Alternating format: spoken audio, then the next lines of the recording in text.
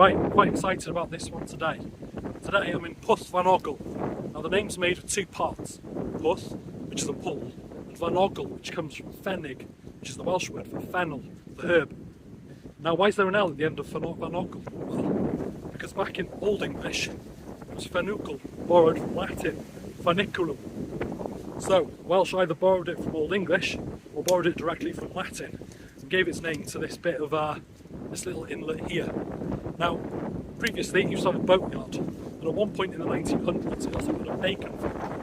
But it's probably most famous for this little piece here, which is where Cuffin Williams, Wales's greatest landscape painter, used to live. Anyway, subscribe for more.